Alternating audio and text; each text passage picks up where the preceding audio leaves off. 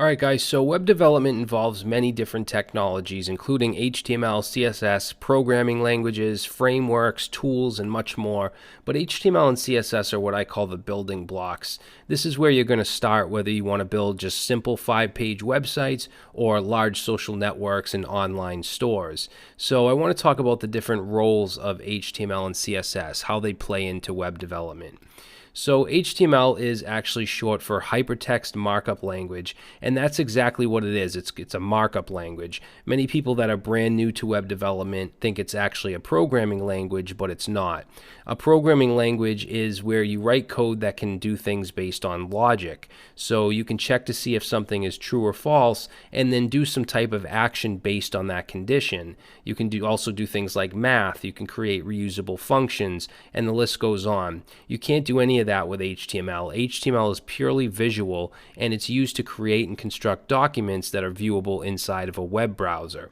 It doesn't have any kind of behavior associated with it other than displaying content. And when I say content, I mean text, links, images, things like that. Now, this isn't to minimize HTML. In fact, there is no internet as far as the web browser goes without HTML. It's extremely important and relevant, and it always will be. Every single site that you visit displays its markup using HTML, and sometimes it's handwritten, sometimes it's actually generated by another programming language, but when you view the compiled source of a website, you're always going to see HTML markup. Okay, now HTML by itself is used to display content, but it has little to no styling. So HTML on its own is very, very ugly.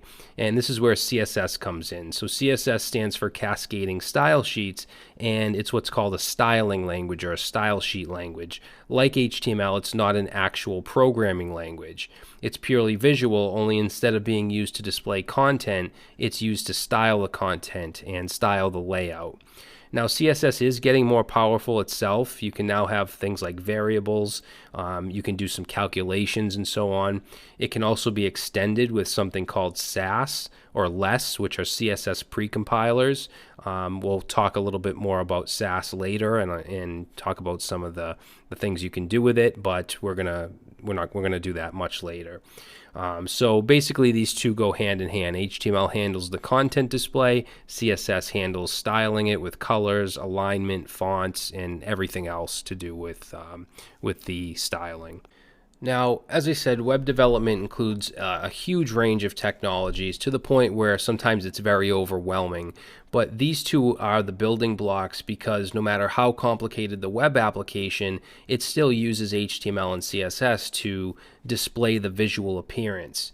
Let's take a web app like Facebook or Amazon. These are huge web applications that do things like have user accounts. You can sign up, register. You can create posts on Facebook. Amazon does credit card processing. She has a shopping cart. You can't have that functionality with just HTML and CSS. You need some kind of back-end programming language, and there's a lot to choose from.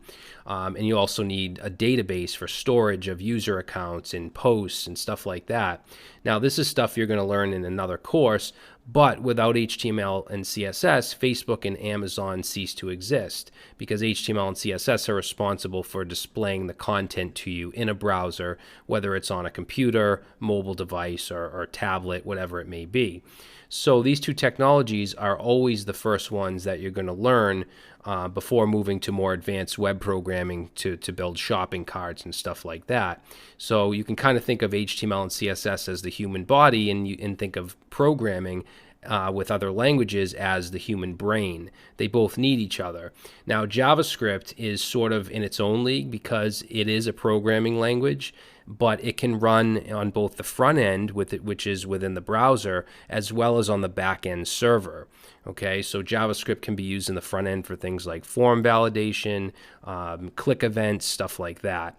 So JavaScript is probably the next thing you want to learn after HTML and CSS. All right, so we've established basically the purpose of HTML and CSS is to display web pages and style web pages. So what can we do with just HTML and CSS, not knowing any other programming language? So after this course, you'll be able to build any kind of static website. And by static, I mean still. So something where you're not creating user accounts, you're not creating posts, things like that. And a good example of a static website is, let's say, a portfolio to display some of your projects, a small business website, maybe a plumber wants a website where they can display their company info, their contact info, stuff like that. Plumber, construction, flower shop, anything like that. Also informational and brochure websites. Okay, you can build some really, really beautiful stuff with just HTML and CSS. You just can't have that special kind of functionality like a shopping cart or something like that. You're going to need to learn more to do that stuff.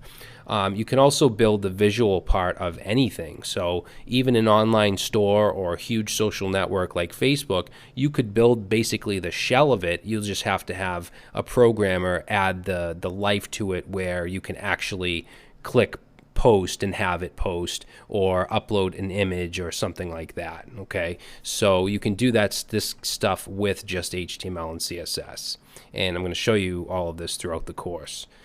All right, so that's it, guys. In the next video, we're going to start to set up our environment. We're going to need something called a text editor so that we can actually write our HTML and CSS.